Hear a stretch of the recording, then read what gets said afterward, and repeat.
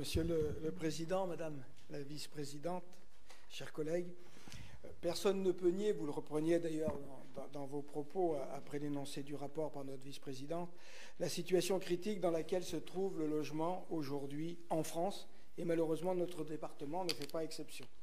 Les taux d'intérêt et les coûts de construction se sont envolés, tandis que la production de logements s'est effondrée. Les chiffres de la Fondation Abbé Pierre sont sans appel. Ce sont 4,2 millions de personnes qui souffrent du mal-logement et plus de 12 millions qui sont catégorisées comme fragilisées par rapport au logement. Dans l'Ain, le nombre de demandeurs de logements sociaux dépassait 17 000 en 2023. Dans le même temps, les bailleurs sociaux, mais nous en avons très souvent débattu ici, sont littéralement asphyxiés et connaissent donc un ralentissement de leurs projets.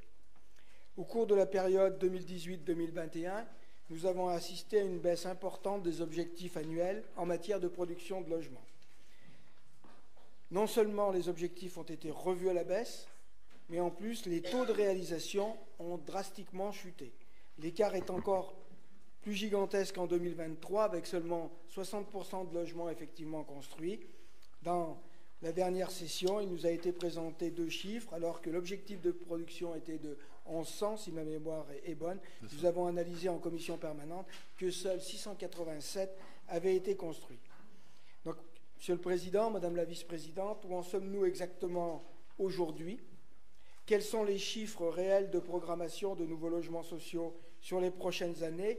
Et surtout, quelle est la réalité de ce qui sera effectivement construit?